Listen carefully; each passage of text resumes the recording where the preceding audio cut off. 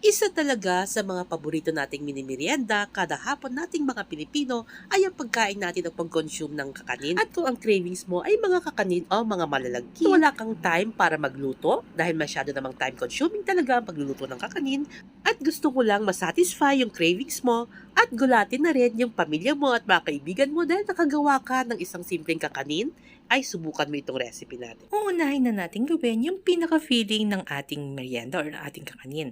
Gagamit lang ako dito ng 1/2 cup ng powdered milk, 1 tablespoon ng sugar, at 2 tablespoon ng evaporated milk. Kung wala ka nitong tatlong ito, ay pwede kang gumamit ng condensed milk. Lutuin mo lang siya na parang yema.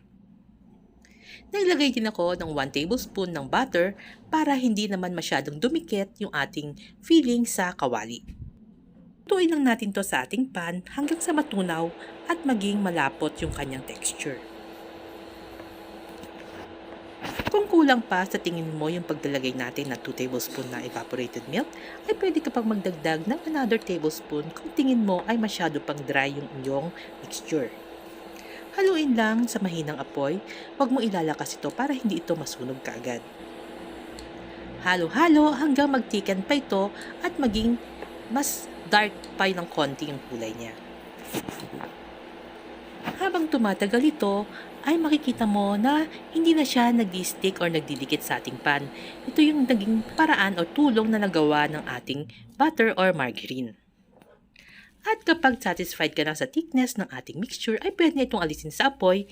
At habang mainit pa at hindi pa ito nagka-harden talaga, ay i-shape na ito sa gusto mong haba at gusto mong laki. At i-cut ng pahaba o hiwain ng medyo pahaba. Mga 2 inches yung haba na ginawa ko at mga 1 centimeter yung kanyang lapad. Silicone naman yung gamit kong panghati ng ating mixture o ng ating feeding ay hindi ito didikit. Pero kung kutsilyo or medyo metal yung gagamitin mo, ay mas maganda kung i-brush mo muna ng butter or oil yung iyong gagamiting panghati para hindi ito magdikit. Pwede mo rin itong i-roll sa palad mo, depende na rin sa haba at laki na gusto mo. Bali sa mixture na ginawa ko ay nakagawa ko ng 8 piraso. Itabi muna ito at mag-proceed tayo sa ating next step. At sa isang panibagong mixing bowl ay paghaluin lang natin ang 1/2 cup ng cassava flour at 1 1/2 cup ng tubig.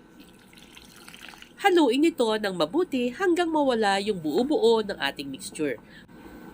Sadyang malabnaw yung consistency nitong ating mixture mga mami ha, hindi ito malapot. Ganito lang sa video ang dapat na consistency ng iyong mixture. At sa isang non-stick pan ay lagyan lang natin ng konting butter. At mag-scoop na ng konting mixture sa ating pan para lang i-cover ng buo yung pan.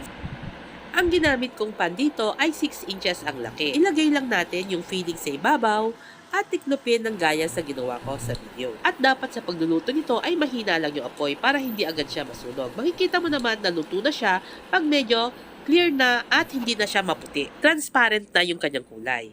At syempre, para mas maging masarap at para mas maging appetizing pa ito sa ating mga anak, ay ihahaluan din natin ito ng powdered milk. Ito naman ay optional lang. Pwede nang wala or pwede rin namang powdered sugar yung ilagay mong pinaka-coating niya.